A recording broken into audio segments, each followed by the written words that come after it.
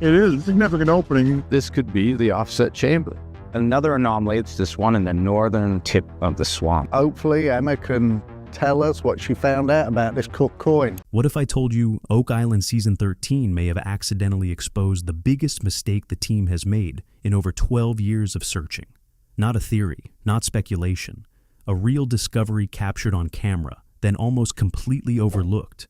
In the final episodes, drilling data revealed something deeply unsettling. Multiple underground structures lining up with near-perfect precision in a place where no tunnel system should exist. That's not random. That's design. But here's where the story becomes truly extraordinary. The alignment doesn't resemble a treasure vault. It resembles something far older and far more deliberate. An engineering pattern found in historic European military fortifications. If that's true, then Oak Island may never have been built to hide treasure at all. It may have been built to protect something important enough to be concealed behind flood tunnels, buried beneath layers of earth, and hidden from the world for centuries. And the most shocking part? The discovery that could change everything appeared on screen for only a few moments before the search moved on. If you enjoy uncovering the clues most people miss, subscribe now and join us as we dig deeper into the world's greatest mysteries.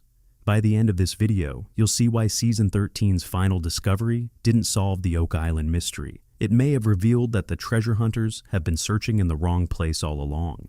Watch closely. The evidence is there. You just have to know where to look.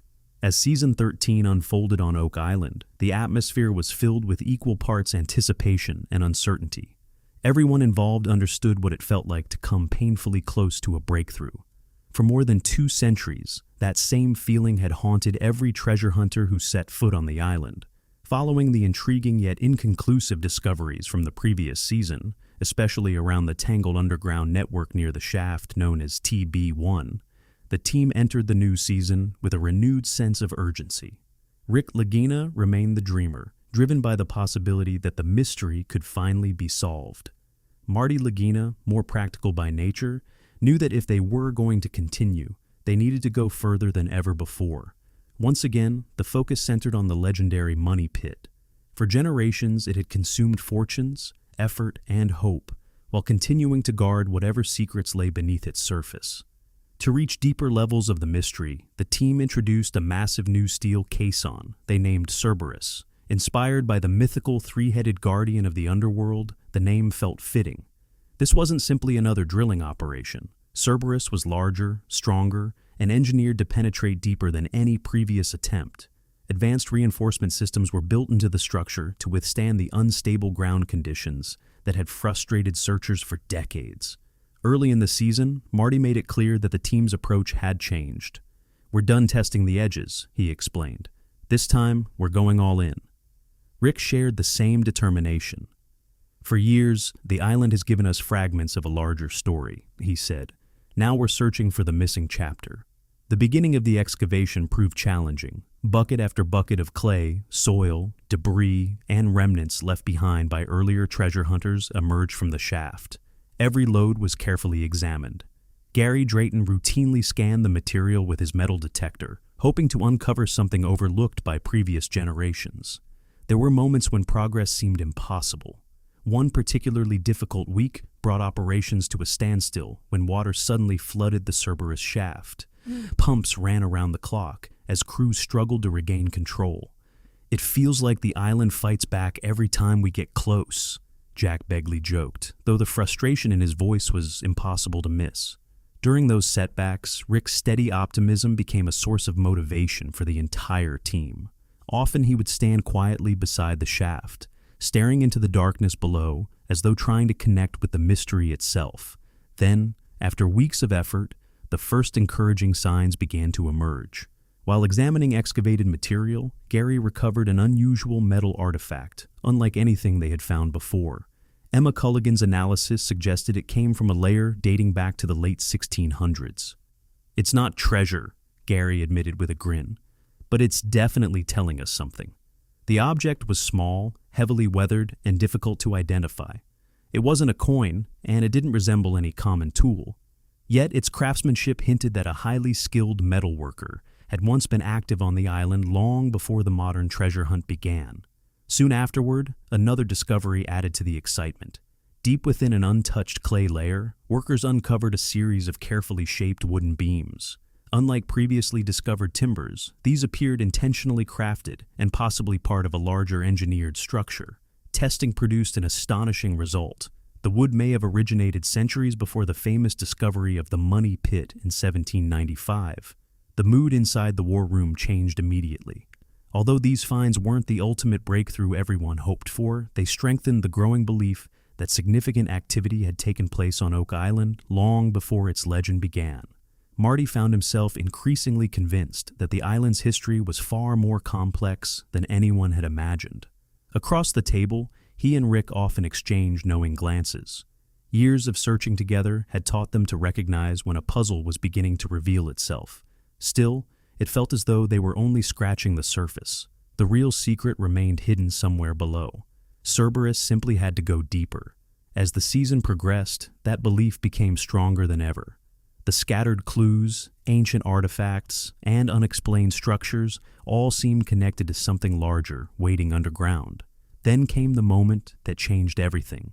Late in Season 13, the Cerberus caisson pushed beyond 200 feet below the surface. At that depth, the island's geology began producing unexpected results. During a routine survey, advanced sonic scanning equipment detected an anomaly unlike anything the team had previously encountered. Excitement spread instantly. The signal didn't match the chaotic underground water channels known throughout the Money Pit area, nor did it resemble solid bedrock.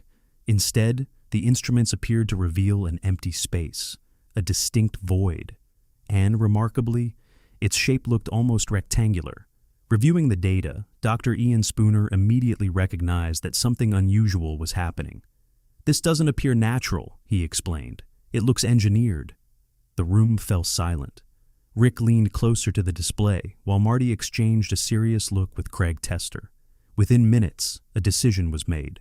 They would send down a newly developed fiber optic camera designed specifically for deep, high-pressure exploration. The preparation process took days. Every component was tested repeatedly. Everyone understood that if the readings were accurate, they might be looking at one of the most important discoveries in Oak Island history. Finally, the moment arrived. Alex Lagina and the drilling crew carefully lowered the camera into the darkness below. At first, the footage showed only murky water. Then the camera passed beyond the flooded section. What appeared next left the team speechless. The lens entered a large open chamber. This was no random collapse of rock and debris. The space appeared deliberate, constructed. As powerful lights illuminated the interior, smooth dark stone walls emerged from the darkness. Massive slabs fit together with remarkable precision. Their surfaces appeared polished, almost reflective. They looked nothing like the natural limestone found elsewhere on the island. "Wow," Doug Crowell whispered. "Where did those come from?" Then the camera rotated further. Embedded within one wall sat a large circular metal disc, unlike anything the team had ever seen. Intricate patterns spiraled across its surface alongside mysterious symbols that resembled no known language. The metal itself appeared strangely dark, absorbing light instead of reflecting it. Beneath the disc, additional carvings covered a massive stone block. Crosses, star-like figures, planetary shapes, even markings that resembled a map. No one spoke. Every eye remained fixed on the screen. Rick stood frozen, gripping Marty's shoulder as emotions overwhelmed him. "This is it," he finally said quietly. His eyes never left the monitor. "This is bigger than treasure." For perhaps the first time in years, Marty had no skeptical counter-argument. He simply stared at the screen, caught somewhere between amazement and disbelief. "I honestly don't know what to say, Rick," he admitted quietly. "I really don't." The footage from the mysterious chamber was immediately shared with a select group of specialists around the world. Experts in ancient architecture, symbolic systems, and historic metallurgy were invited to examine what the team had uncovered. Among them was Dr. Aaron Taylor, a respected authority on ancient construction methods. A leading researcher from Cambridge University was asked to analyze the strange carvings, while a renowned metals specialist began studying the unusual circular plate. Their initial assessment sent a wave of excitement through the team. Dr. Taylor's conclusion was clear. The chamber was unquestionably artificial. It had been carefully engineered, built with remarkable skill, and designed to remain concealed for an extremely long time. The stone itself provided another surprise. Tests suggested the walls were made from basalt, a volcanic rock that does not. If that identification was correct, the material had been transported from a distant location, requiring a tremendous amount of planning and labor. The metal plate raised even more questions. Specialists proposed that it might be crafted from an ancient alloy such as electrum, a mixture of gold and silver, or perhaps tumbaga, a blend of gold and copper. Both materials had historical significance and were sometimes associated with ceremonial or symbolic objects rather than ordinary treasure. Yet, one of the most unforgettable moments occurred before any of those expert opinions arrived. It happened during the camera descent. Just as the fiber optic camera approached the entrance to the newly discovered space, the live video feed suddenly disappeared. The screen went completely black. Static replaced the image. For 3 agonizing minutes, nobody knew what had happened.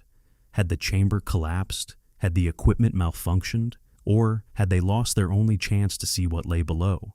The tension became unbearable. Jack Begley was already preparing safety gear, ready to descend if necessary, when the signal unexpectedly returned. And when it did, the image was clearer than ever. A collective sigh echoed through the room. Later, several team members would laugh nervously while recalling that moment. At the time, however, it felt as though the island itself had paused before revealing one of its deepest secrets.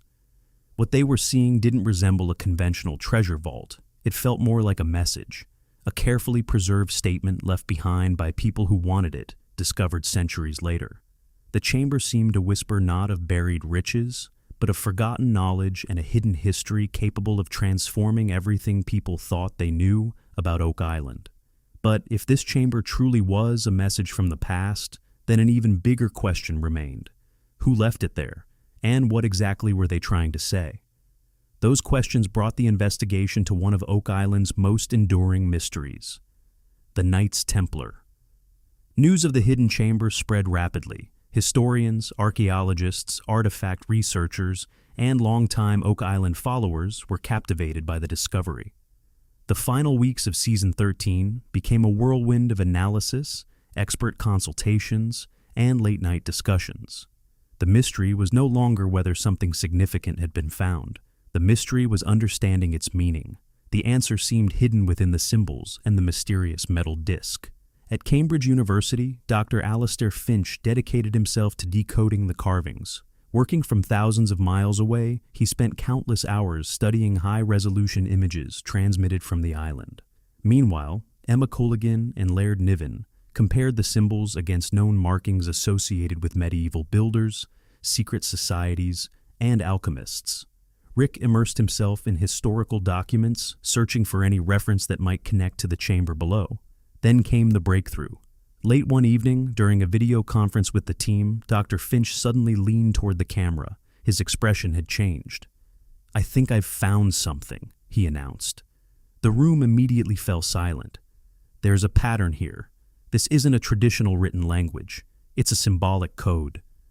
As he continued, the implications became increasingly astonishing. According to Finch, the style of the symbols appeared connected to a little-known Templar offshoot known as the Order of the Sacred Covenant. Historical records suggested this secretive group may have been responsible for safeguarding sacred relics and important documents after the suppression of the Knights Templar in 1307. No one spoke. The only sound came from Rick's quiet voice. "Templars!" Finch explained that when the geometric markings were compared to recently digitized records from churches in Portugal and Scotland, a larger picture emerged. The symbols appeared to form a celestial map, a guide based on stars and astronomical alignments. Even more surprising, he believed the circular metal plate was not the treasure itself. Instead, it may have functioned as part of a larger system, possibly an astronomical instrument similar to an astrolabe or a decoding device intended to work alongside the carved symbols. The chamber's purpose suddenly seemed very different. "This wasn't designed to hold treasure," Finch explained. "It was designed to point towards something." His voice carried the weight of the discovery. "This chamber is a marker, a guide, a structure intended to survive through centuries and direct future generations toward something considered far more valuable than gold.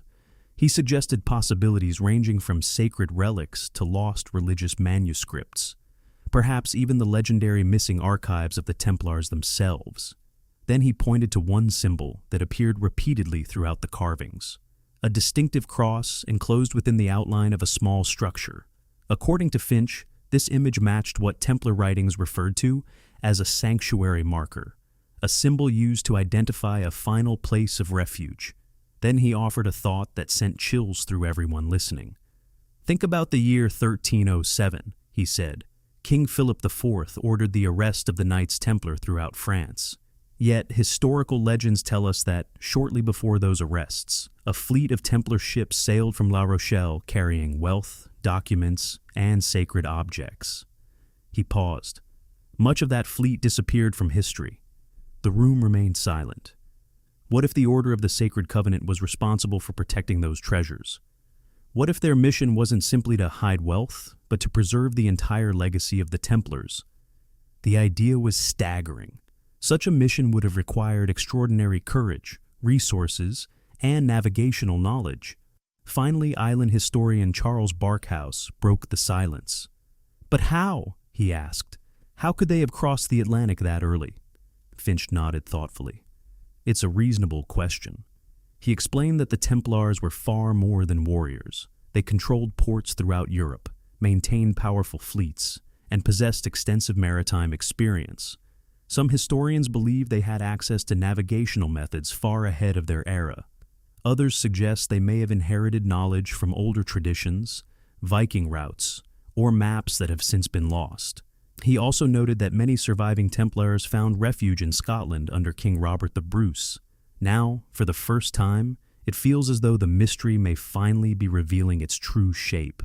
But if the chamber was only a signpost, what exactly was it pointing toward? And what will the team uncover when they return to follow the trail left behind centuries ago? If you enjoyed this investigation, make sure to like the video, subscribe to the channel, and join us for the next chapter of the Oak Island mystery.